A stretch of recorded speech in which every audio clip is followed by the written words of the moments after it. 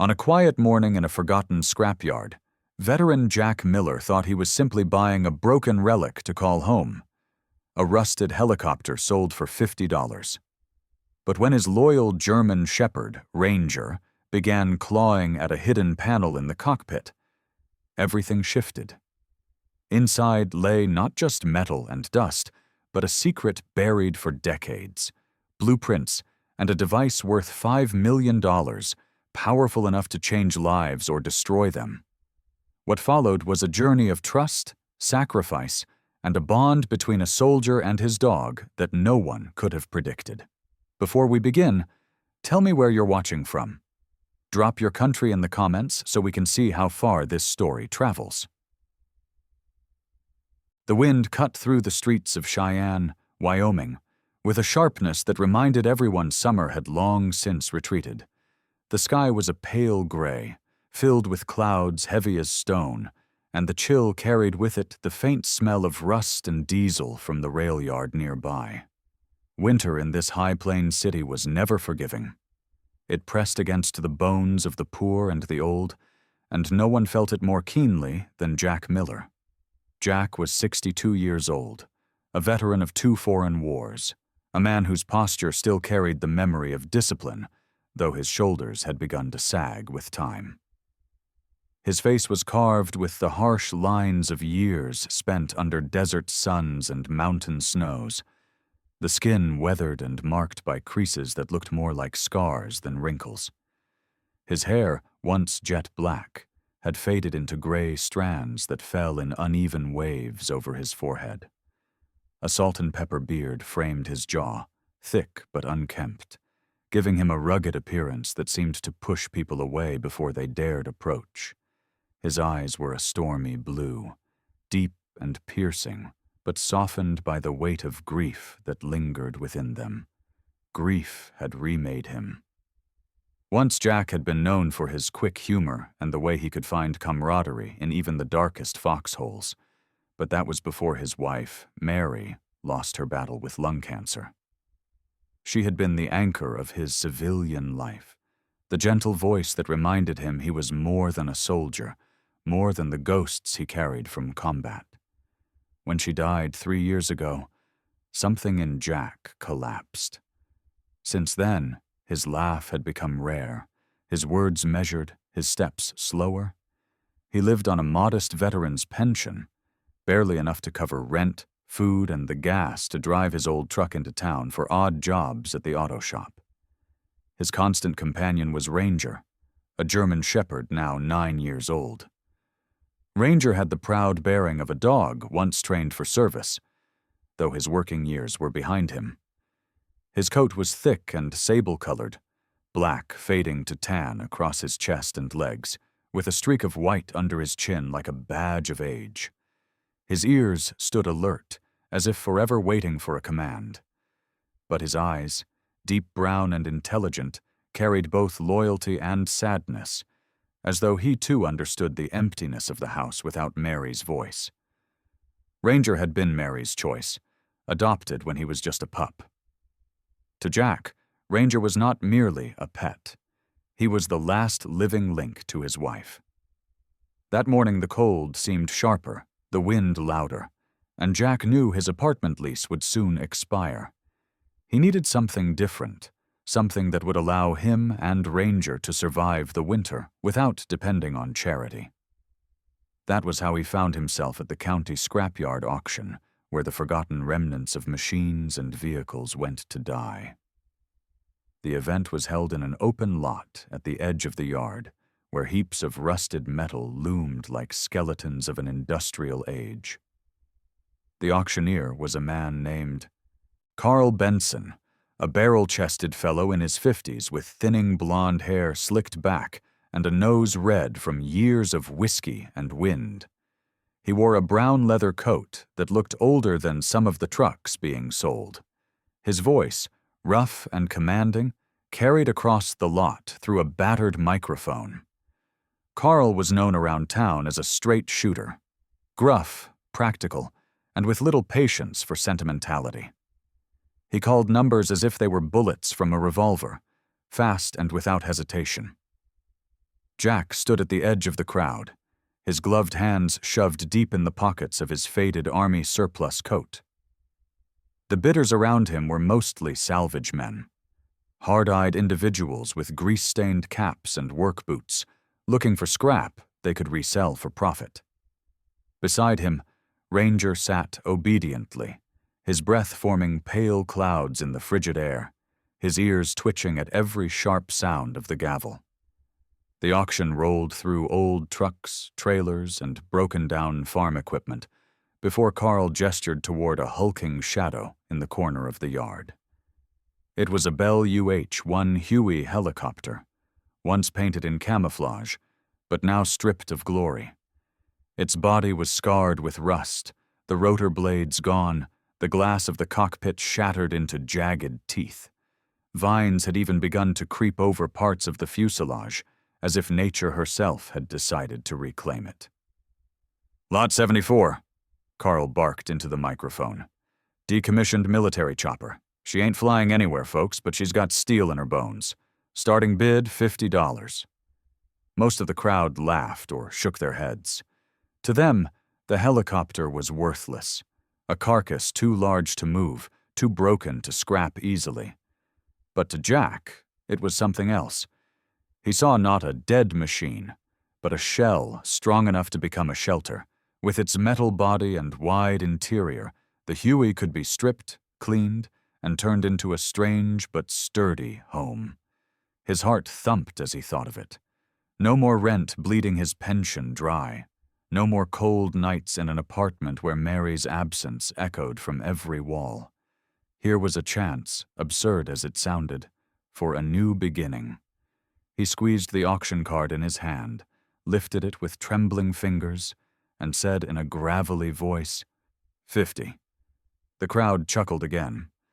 Carl looked over his glasses at Jack, eyebrows raised. "50 from bidder 22. Do I hear 75? A man at the back, tall and heavy-set, with a neatly trimmed beard and new work boots, lifted his card lazily. He was one of the local flippers, men who bought cheap and sold high, with no sentiment beyond profit. Jack felt his stomach twist. If this man pushed higher, Jack had no room left. 50 was all he had, every last dollar in his worn leather wallet.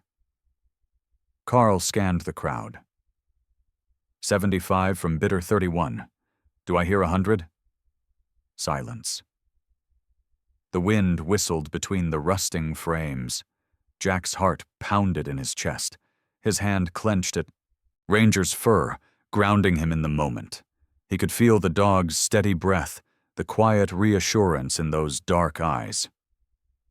75 going once, Carl called, his voice sharp. Going twice. The man in the back lowered his card, shaking his head. Not worth hauling, he muttered. Carl's gavel came down with a sharp crack. Sold to bidder 22 for $50.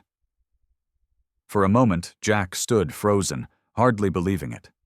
$50, the very last of what he owned, and now he was the unlikely owner of a ruined helicopter. Ranger barked once, loud and firm, as if celebrating. Jack allowed himself the faintest smile. Carl approached him afterward, handing over a pair of tarnished brass keys attached to a bent ring. Not that they'll open much, Carl said, his tone half amused, half sympathetic. But she's yours now. Good luck, soldier. Jack took the keys with a nod, the metal cold against his calloused palm. For him, it wasn't just about luck. It was survival. He looked at the hulking Huey, battered but still standing after decades, and saw a reflection of himself, damaged, forgotten, yet stubbornly refusing to fall.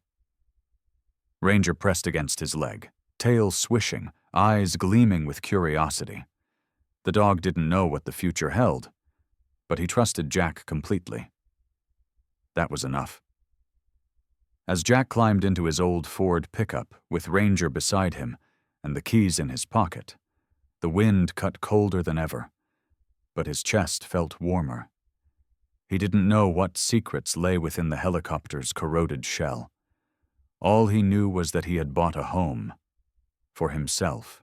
For Ranger. And perhaps, just perhaps, the first step toward something greater than survival.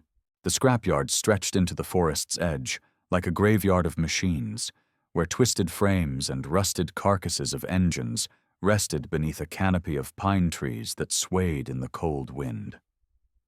Jack Miller's newly purchased helicopter had been dragged there long ago and abandoned, half swallowed by vines and moss. Its paint, once olive green, was now peeling in flakes that revealed the corroded metal beneath. The broken glass windows reflected a dull, cloudy sky, and the hollow body seemed to groan each time the wind pressed against it. Jack parked his battered Ford truck near the clearing, the engine ticking as it cooled. He stepped out slowly, his knees stiff from years of hard use, and stared at the machine that would now be his shelter. Ranger leapt from the passenger seat, landing with practiced grace despite his age. His thick coat bristled against the chill, ears forward, nose twitching as he sniffed at the unfamiliar scents of rust, pine, and oil. The dog padded toward the helicopter with purpose, his claws scraping against the gravel. Jack pulled on his gloves and opened the side hatch with a groan of strained metal. Inside, the cargo bay stretched out like a dark cave. The walls bore the scars of time, chipped paint, streaks of rust, and graffiti scrawled by some forgotten hand. The floor was littered with leaves, dirt, and the bones of small animals that had made it a temporary shelter. Yet for all its decay, Jack saw promise. Steel walls meant protection from the wind, space enough for a cot, a heater, and shelves for tools. It was not much, but it was theirs. As Jack stepped inside, his boots crunching against the debris, he whispered more to himself than to the dog. "We can make this work, Ranger. We've lived in worse." Ranger barked once, a deep, resonant sound that echoed in the hollow chamber. Then he turned sharply, growling low at the far end of the cargo hold. His body stiffened, tail raised, nose pointed at a narrow metal door almost hidden beneath grime and vines. Jack followed his gaze. It was a smaller compartment, bolted shut, the handle rusted but intact. "Easy, boy," Jack murmured, kneeling beside the dog. He traced the outline of the door with his gloved hand. The metal felt colder than the rest of the chopper, as though whatever lay inside had been sealed away for years, untouched by weather. Ranger's growl did not soften. His instincts told him there was something important behind that door. Jack sighed, leaning back against the wall. His mind wandered briefly to the past, to Mary's smile, to the days when they had dreamed of a small cabin by a lake. Fate had handed him a broken helicopter instead. Still, as he looked at Ranger, alert and determined, Jack felt a flicker of something he hadn't known in a long time. Curiosity. Before he could explore further, the sound of approaching footsteps drew his attention. From the edge of the scrapyard, a man emerged, carrying a coil of rope slung over one shoulder. He was in his late 40s, tall and lean with wiry muscles, his face weathered by sun and labor. A short beard covered his jaw, streaked with gray, and his hazel eyes held both suspicion and quiet friendliness. His name was Frank Dalton, a yard worker employed to keep watch over the property. Frank had lived most of his life in Cheyenne, a man known for his resilience and solitary nature. Years ago, he had lost his younger brother in an oil field accident, an event that left him withdrawn, wary of forming close bonds. Yet beneath that hard exterior was a streak of compassion that surfaced in unexpected ways. "You the one who bought the bird?" Frank asked, his voice rough from years of smoke and dust. He stopped a few feet away, his boots planted firmly in the dirt, one hand resting on his hip. Jack straightened, nodding once. "That's me. Name's Jack Miller." Frank studied him for a moment, his eyes flicking to Ranger, who stood at Jack's side with hackles raised but no longer growling. "Old war dog, huh?" "Both of us," Jack said, a faint trace of humor in his gravelly voice. Frank gave a small grunt, almost like approval. "You'll have your work cut out. That thing's more rust than steel. I've lived in worse places," Jack replied. For a long moment they stood in silence, the wind whistling through broken panels of the helicopter. Then Frank shrugged. "Well, if you need scrap lumber or a generator, come by the shed. I keep a few things around. Won't cost much." He turned to leave, but his words carried a weight of unspoken respect, one old soldier to another man who carried his own scars. Jack watched him disappear into the trees before turning back to the hidden door. He crouched and pressed his ear against the cold steel. Nothing. Still, something about the way Ranger continued to paw at it unsettled him. "Tomorrow," he whispered. "We'll see what you're barking at tomorrow." The rest of the day was spent in labor. Jack cleared out the debris, hauling piles of leaves and rusted scraps into the open. He set up his old military cot near the center, unrolled a wool blanket, and placed a kerosene lantern beside it. Ranger circled the interior, marking his territory with quiet confidence. The place was transforming, slowly, into a home, not by beauty, but by resilience. As night fell, the forest around them grew still. The only sounds were the distant call of owls and the crackle of Jack's small camp stove. He sat on a crate, sipping instant coffee, his back against the steel wall. Ranger lay at his feet, head resting on his paws, eyes half closed but ears twitching at every rustle in the dark. Jack looked around the dimly lit cargo bay and allowed himself a small smile. It was not the cabin he and Mary had once dreamed of, but it was shelter. It was a beginning. Still, his eyes kept drifting toward the bolted compartment. Something about it gnawed at him, like an itch beneath. Thakho, the skin. He couldn't shake the feeling that the helicopter was more than just a relic. And as Ranger shifted, growling softly in his sleep, Jack whispered to the shadows, "Tomorrow, we find out what you're hiding." Morning came gray and damp, with mist crawling between the pines and settling like a veil over the scrapyard. Jack Miller rose from his cot inside the Huey, his joints stiff, his breath visible in the cold air. Ranger stretched beside him, shaking his thick coat and yawning before standing alert, ears twitching toward the far end of the helicopter. The dog's focus had not wavered. Even in the night, he had growled at the sealed compartment as though the secret inside was alive. Jack rubbed his beard with rough hands and studied the rusted bolts that kept the door locked. He had spent years in the service learning to force open things that resisted. Doors, crates, even safes in forgotten villages. He could do it again, but his strength wasn't what it once was. Still, necessity had always been the spark of invention. He rummaged through his truck's toolbox and returned with a crowbar, its paint chipped and edges dulled. Ranger sat by the compartment, tail thumping against the metal floor as if urging him on. Jack positioned the bar against the seam and pushed. The steel groaned but did not yield. He adjusted his stance, braced his boot against the wall, and heaved with all his weight. The compartment screamed, flakes of rust falling like orange snow, until finally one bolt snapped with a sharp crack. It took nearly an hour of sweat and gritted teeth before the last hinge gave way. The small door swung open with a metallic sigh, revealing darkness inside. Dust poured out in a fine cloud, filling the air with the acrid tang of old oil and paper. Jack raised his lantern, the yellow light spilling into the hidden space. There, Pushed against the back wall was a metal box, dull gray, corners dented, its surface stamped with military markings so faded they were almost unreadable. It was no larger than a suitcase, yet it seemed to carry the weight of decades.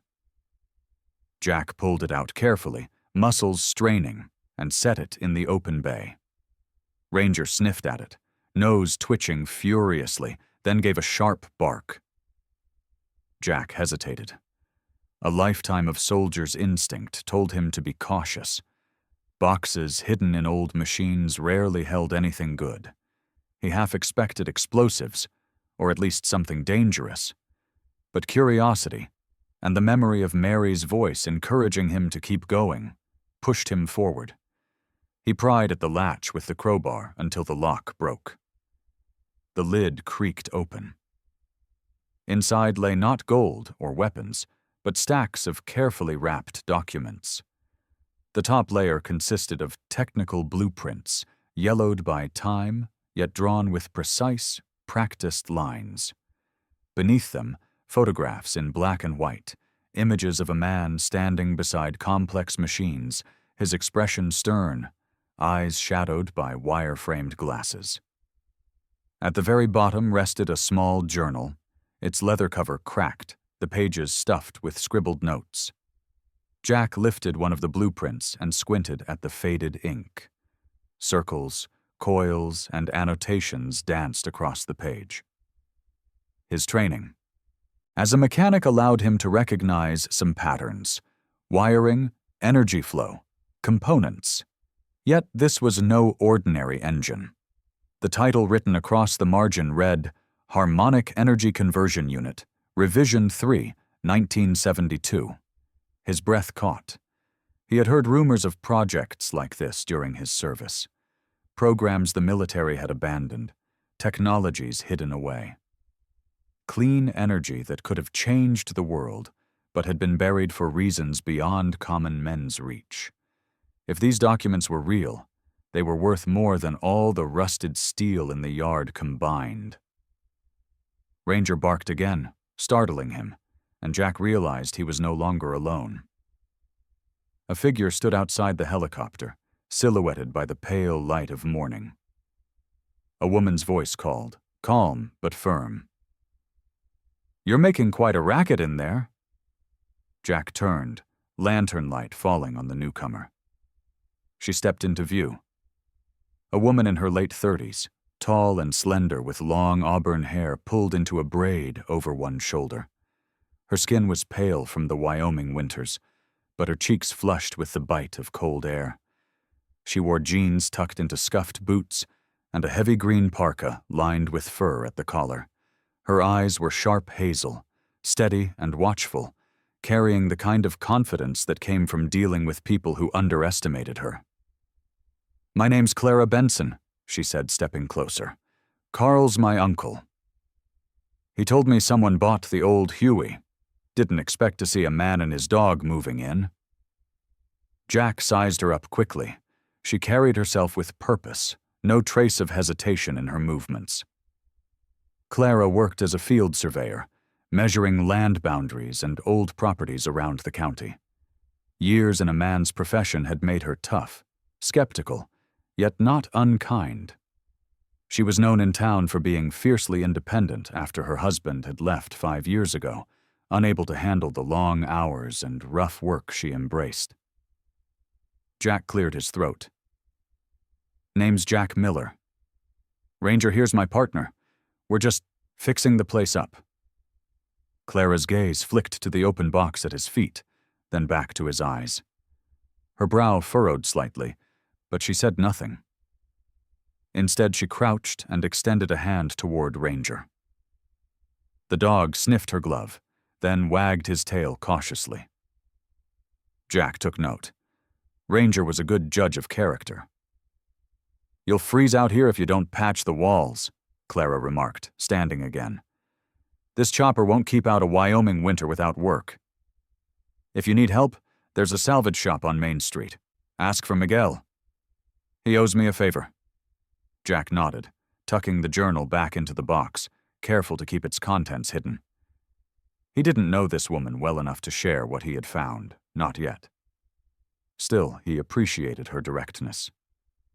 "Thanks," he said simply.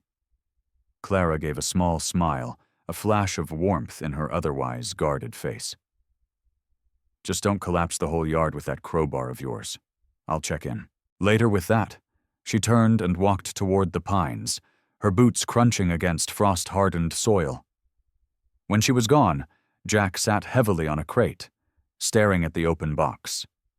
He pulled the journal into his lap and flipped through its pages.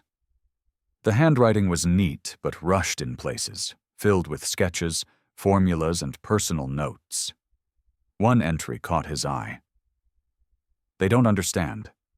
This machine is not just power, it's freedom. If they bury it, they bury hope itself. I must hide everything where only the worthy will find it." Jack closed the journal, his mind racing. He looked at Ranger, who tilted his head as if asking what came next.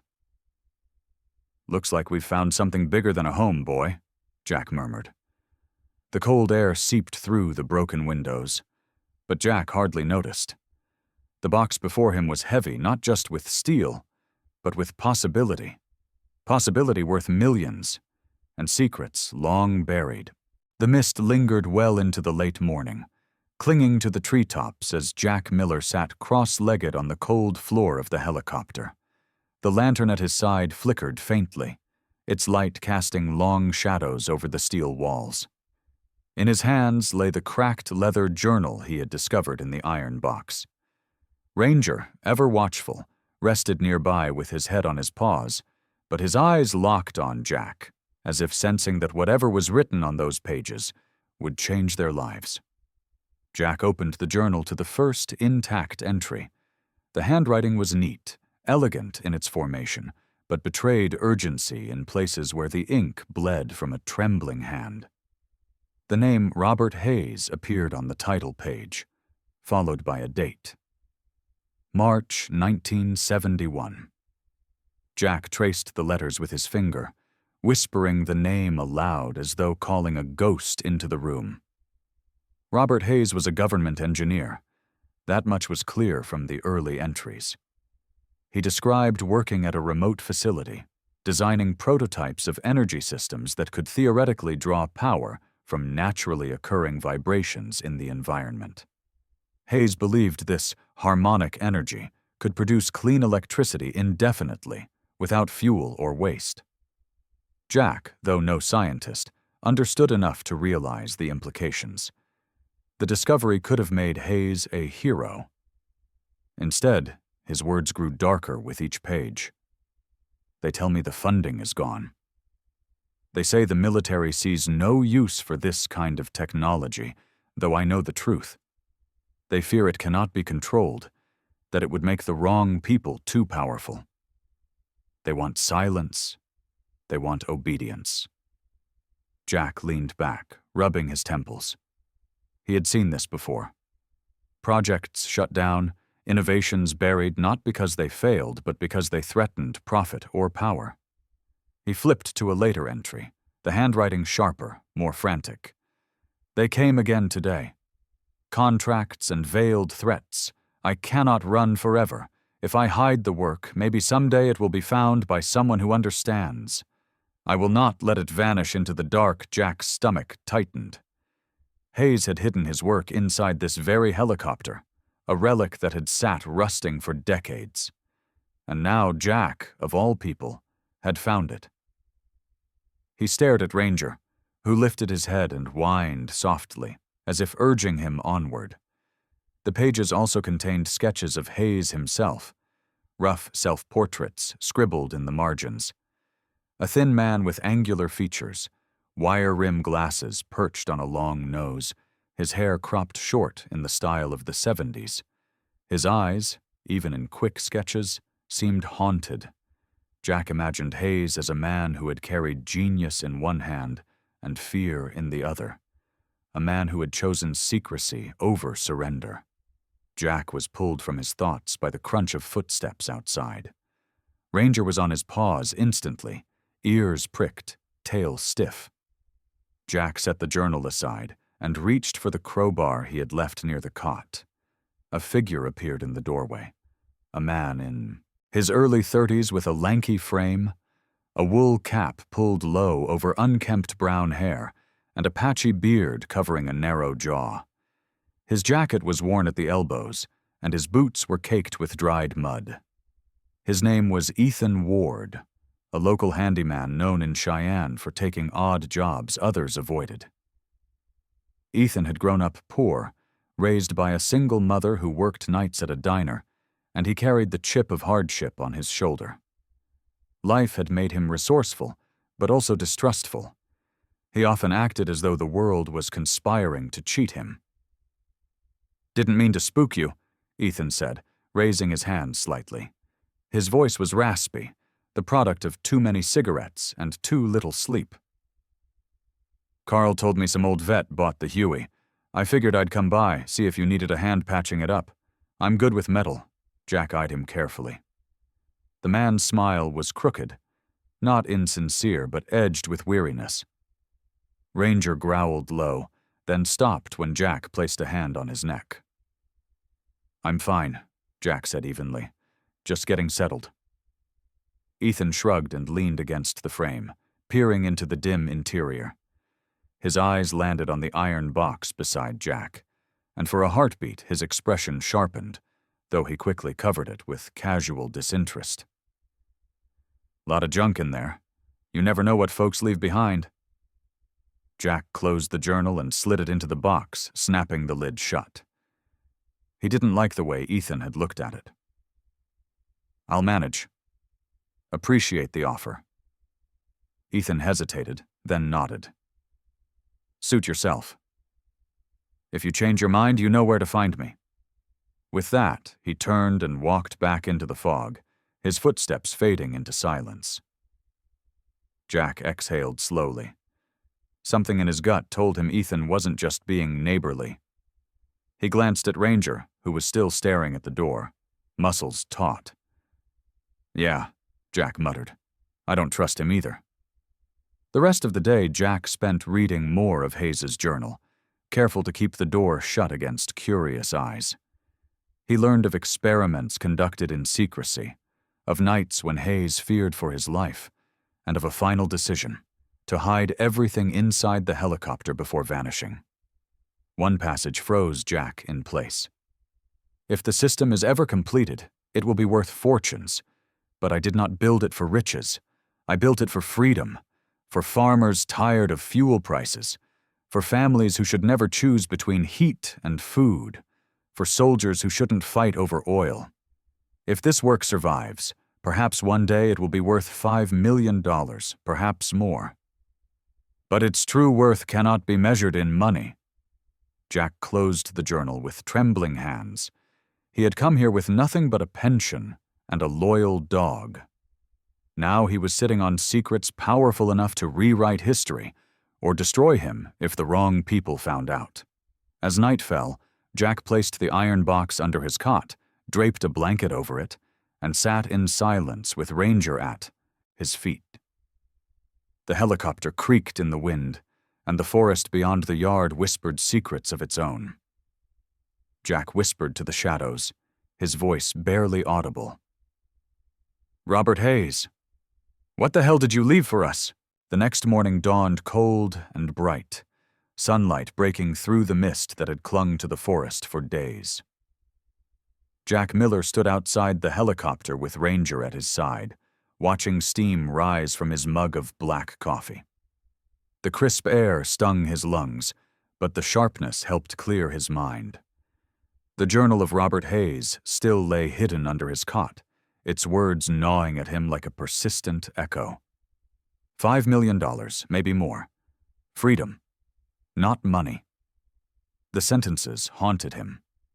Jack had lived his entire adult life by a code drilled into him through service. Never leave a man behind, stand by your word, and do the right thing even when it costs you. Yet now, the right thing wasn't so clear. He could sell what he found, retire in comfort, maybe even replace some of what was taken when Mary passed. But Hayes hadn't buried his work to make someone rich. He'd hidden it for a reason, and Jack felt the weight of that responsibility pressing harder each hour. Ranger nudged his leg, brown eyes fixed on him with a steady calm. Jack chuckled, ruffling the dog's thick fur. "You always know when I'm thinking too much, don't you, boy?" Ranger barked once, tail wagging, then turned his gaze toward the tree line, ears twitching. Jack followed the dog's stare and saw movement, a figure approaching slowly along the dirt road. It was Clara Benson, the auburn-haired surveyor he'd met the day before.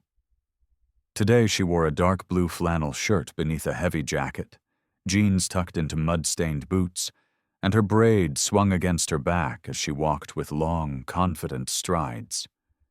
In her gloved hands, she carried a paper bag. "Morning," Clara called, her voice carrying clearly through the chilly air. "Thought you could use something better than canned beans for breakfast." Jack set his mug down, surprised. Clara stepped closer, the sunlight catching the faint freckles across her pale cheeks. She handed him the bag. Inside was fresh bread from the bakery and a thermos of hot soup. "You didn't have to," Jack said, his voice softer than he intended. "I know," Clara replied with a half-smile. "But you looked like a man who hasn't had real food in weeks. Besides, Carl told me you're stubborn. That usually means you'll forget to eat while you're working." Jack laughed quietly, shaking his head. He studied her. Clara carried herself with the same independence he recognized in himself. She had known loss, too, though she didn't speak of it. It was there in the guarded way her smile never quite reached her eyes. They sat on crates outside the helicopter, eating in companionable silence while Ranger circled, sniffing at Clara's boots before finally sitting beside her, tail brushing the dirt. She reached down and scratched behind his ears, earning a contented sigh from the dog. After a while, Clara glanced at the helicopter. "I saw you found something yesterday, that box. You hid it pretty quick." Her hazel eyes flicked toward him, sharp but not accusing. Jack froze. He hadn't expected her to notice. He considered lying, but Ranger's steady gaze reminded him of Mary's voice. "Do the right thing." "It's papers," Jack said finally. "Old blueprints. A journal. Nothing worth much unless you know what you're looking at." Clara studied him carefully, then leaned back. "You don't strike me as a man who hides junk under his bed. Whatever it is, you're worried.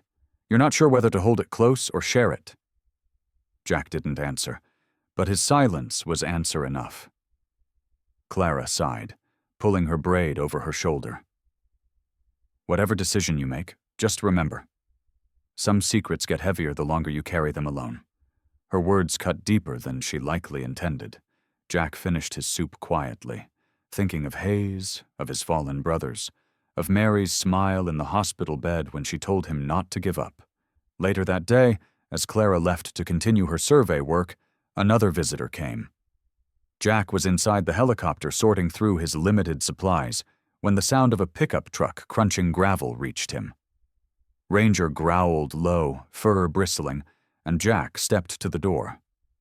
The truck was an older Chevy, faded red, with dents along the sides. A man climbed out, Sheriff Walter Briggs, the county lawman. He was in his mid-50s, broad-shouldered with a square jaw dusted in silver stubble. His uniform was well worn, the badge on his chest dulled by years of service.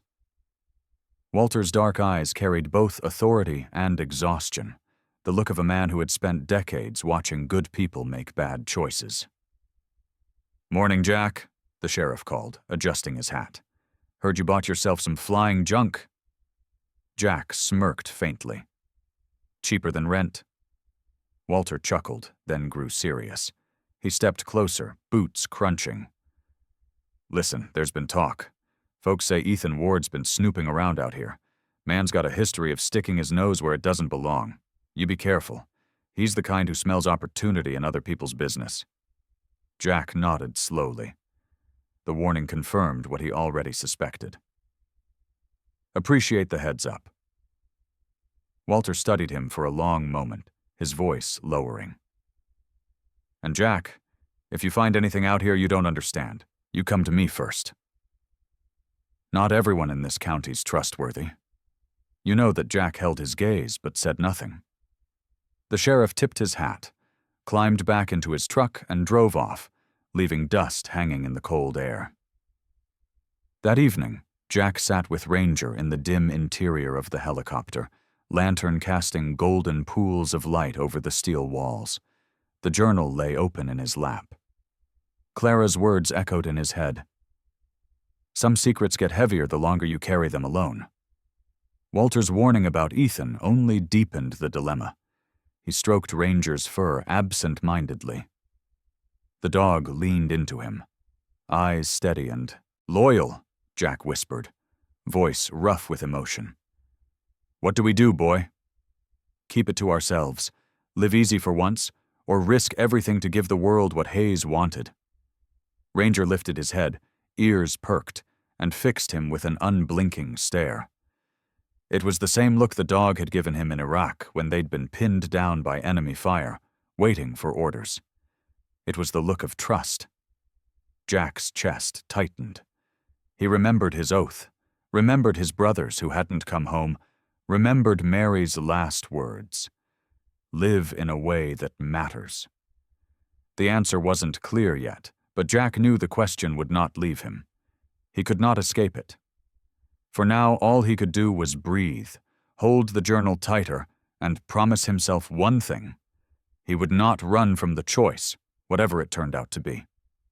The following afternoon was quiet. The scrapyard wrapped in the hush of winter sunlight filtered through skeletal branches. Jack Miller had spent the morning reinforcing the thin walls of the helicopter with scraps of plywood Frank Dalton had left at the yard's shed. His hands were raw from hammering nails into warped beams, but the work was purposeful, steadying his mind. Ranger had not left his side, except when his ears pricked toward the cockpit as if something inside still demanded attention. Jack had tried to ignore the dog's insistent stares, but by midday his curiosity overcame him. He set down the hammer, wiped sweat from his brow, and muttered, "All right, boy. Let's see what you've been trying to tell me." The cockpit was colder than the rest of the Huey, shadows pooling beneath the cracked glass of the windshield. The dials and switches were long dead, covered in grime and spiderwebs, but the air felt heavier here, like the cabin itself was guarding something.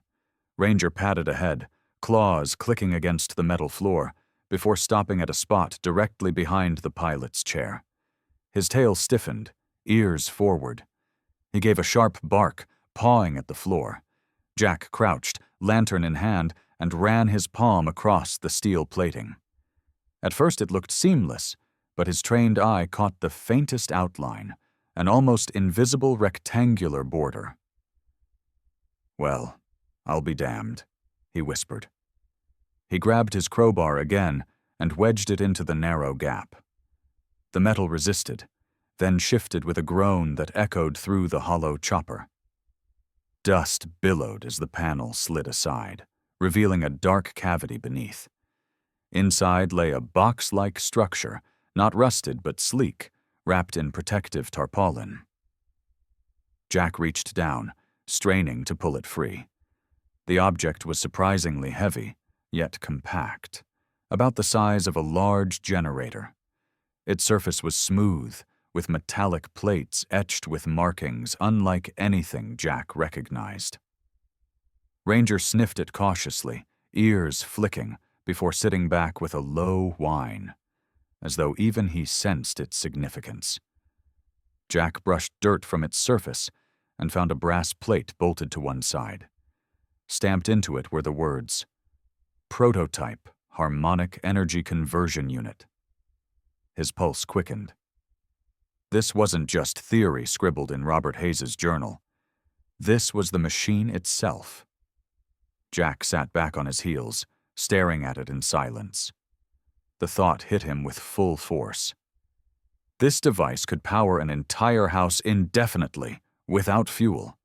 It was the key to Hayes's vision, the key to independence, the key, if the journal was right, to something worth millions. Before Jack could study further, the sound of tires crunching over gravel reached his ears. Ranger growled and stood at once, tail raised. Jack quickly pulled a tarp over the prototype, sliding the cockpit panel partially closed. He stepped out of the Huey just as a pickup rolled into the clearing. It was Margaret Hensley, the Atoy's scrapyard's owner.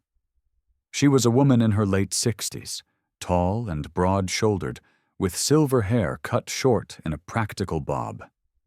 Her skin was leathery from years under the Wyoming sun, and her sharp gray eyes had a way of stripping a man down to his bones.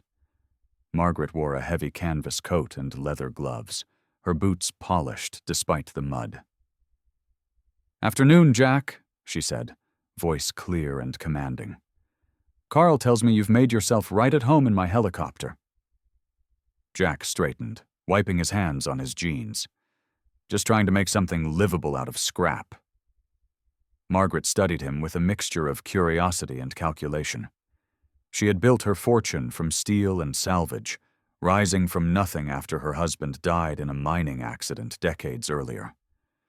Known around town as both shrewd and unyielding, Margaret was respected but not always trusted. "Most folks would have hauled it apart for metal," she said. "But you, always the soldier, trying to build shelter out of ruins." Jack gave a small shrug. "Old habits." Her gaze drifted toward Ranger, who stood protectively at Jack's side, fur bristling slightly. She offered her gloved hand, but Ranger did not move. His eyes followed her every step, watchful. Margaret chuckled. "Smart dog. Doesn't trust anyone until they've earned it." They spoke briefly about rent for the space, about Jack's plans to patch the chopper into something livable. Margaret mentioned she might have extra supplies stored in one of her warehouses. Her tone was generous on the surface, but Jack sensed the weight behind her words. She was the kind of woman who saw opportunities everywhere and took them. When she finally left, her truck disappearing into the trees, Jack returned to the cockpit and slid the panel fully open again. Lantern light spilled over the prototype, and for a long while he just stared at it, torn between awe and fear. He thought of Hayes, of the words in his journal. Freedom, not money. He thought of Clara's quiet advice, of Walter Briggs's stern warning, of Ethan Ward's sharp eyes. And he thought of Mary, who had always believed he was meant for more than just survival. He reached out, resting a hand on the machine's cold surface. "What the hell am I supposed to do with you?" he murmured. Ranger sat beside him, tail curled, eyes unblinking. In the silence of the cockpit, the prototype seemed to hum faintly, as if alive. For the first time in years, Jack felt the world shifting under his feet, not just survival, but possibility. He wasn't ready to decide its fate, but he knew one thing with certainty. This machine was no longer just Hayes's secret. It was his burden, too. The sky over Cheyenne was painted in hues of orange and violet as dusk settled across the scrapyard. Jack Miller sat on an overturned crate outside the helicopter, Ranger lying at his feet, ears perked as though guarding not just his master, but the secret hidden inside the steel hull. The prototype weighed on Jack's conscience heavier than the metal it was built from. He had spent days turning the problem over in his mind. Margaret Hensley's sharp eyes, Ethan Ward's prying curiosity, Sheriff Briggs's warning, and Clara's words about not carrying burdens alone. All of it circled him like wolves. Jack knew what Hayes had intended. The journal had been clear.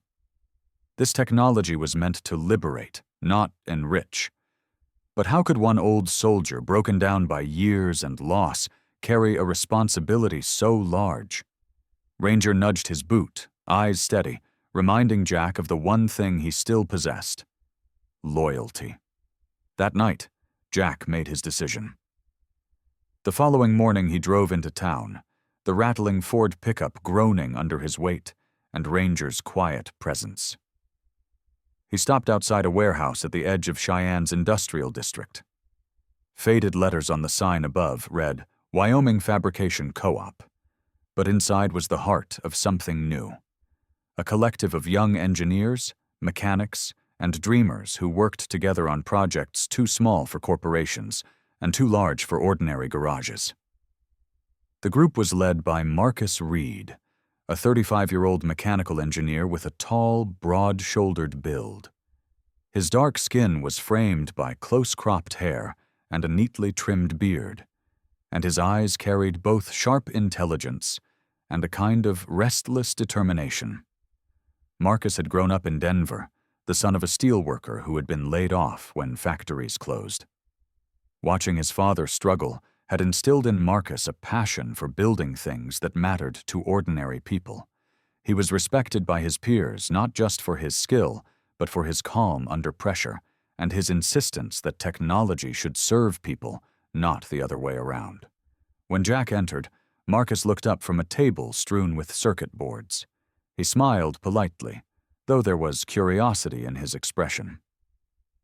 "Can I help you, sir?" Jack placed the battered leather journal on the table. Ranger sat beside him, tail thumping once against the concrete. Jack's gravelly voice carried a weight that silenced the room. "I need people I can trust. What I'm about to show you, it's not about money, it's about something bigger. But if it falls into the wrong hands, it'll ruin more lives than it saves." Marcus studied him for a moment, then gestured for Jack to sit. "You'd better explain." One by one, Jack unfolded the blueprints, the journal entries, and finally revealed sketches of the prototype still hidden in his Huey. The room grew silent as the young engineers leaned closer, their eyes wide. Among them was Leah Kim, a petite Korean-American woman in her 30s, late 20s with short black hair and wire-rim glasses. Her delicate features belied a fierce intellect. She had studied electrical engineering at MIT before leaving academia, disillusioned by how corporations patented innovation only to bury it. She traced the diagrams with her finger, lips moving silently as she calculated. "This isn't theoretical," Leah whispered, eyes shining. "This could work." "No. It does work, doesn't it?" Jack nodded slowly. "The machine's real." "Hayes built it. I found it hidden in that chopper out at Margaret's yard." Marcus leaned back in his chair, folding his arms. "You realize what this means? If corporations get hold of this, they'll bury it or twist it for profit. But if we bring it to the people—" Jack cut him off, his tone sharp. "That's why I came to you. I can't do this alone, but I'll die before I see it chained up in some boardroom." The silence that followed was heavy, filled with the weight of decision. Finally, Marcus extended his hand. "Then we do this together." For the people, Jack shook it firmly, the grip sealing more than a partnership. It sealed a mission. Ranger barked once, as if blessing the pact. The weeks that followed were grueling but purposeful. Jack transported the prototype under cover of night, assisted by Marcus and Leah, who brought in 2 more trusted colleagues. They set up a workshop inside the warehouse, guarded carefully against prying eyes. Ranger became their unofficial sentinel, sleeping near the entrance and alerting them to every creak and step outside. Jack, though no scientist, contributed his practical know-how. Years of fixing broken engines in war zones made him invaluable in handling the prototype's delicate components. His hands, though rough with age, found new steadiness. Leah marveled at his intuition, often muttering that he saw things other engineers missed. As the machine hummed to life for the first time, casting a steady glow across the workshop, Jack felt a lump rise in his throat. It wasn't the promise of wealth that moved him, but the sight of something Mary had always believed in, that he was meant to protect, to build, to leave behind more than scars. On the final night of testing, Marcus switched off the humming generator and turned to Jack. "You asked what to do with this. Here's the answer. We build it, we share it, we protect it." Together, Jack looked around the room, the young faces alight with purpose, the journal of Hayes open like a guiding scripture, the prototype gleaming faintly under fluorescent light. Ranger sat at his side, calm and steadfast, eyes locked on him as if to say, "You chose right." Jack finally exhaled, the weight in his chest easing. "Then let's make sure this never gets buried again." The helicopter in the scrapyard was no longer just a shelter for an old soldier and his dog. It had become the birthplace of something greater, a promise that Hayes's vision, Jack's sacrifice, and Ranger's loyalty would forge a legacy beyond money. Sometimes the greatest treasures are not gold or riches, but the second chances God places quietly in our path. Jack thought he was buying a pile of rusted steel to survive another winter, but what he truly received was a reminder that the Lord's miracles often come wrapped in the ordinary: an old helicopter, a loyal dog, a forgotten journal. It is through faith, courage, and the people we meet along the way that broken lives can be rebuilt. And just like Jack, each of us has hidden gifts waiting to be uncovered. Perhaps your helicopter is an opportunity you didn't expect, a challenge that seems impossible, or a burden you never wanted. Trust that God's hand can turn even the hardest trial into a blessing, not just for you, but for those around you. If this story touched your heart, I invite you to share it with others. Leave a comment with your thoughts, and subscribe to our channel so we can continue telling stories of hope, faith, and resilience. May God bless you and your families, keep you safe, and remind you daily that even in the darkest hours, His light never fades.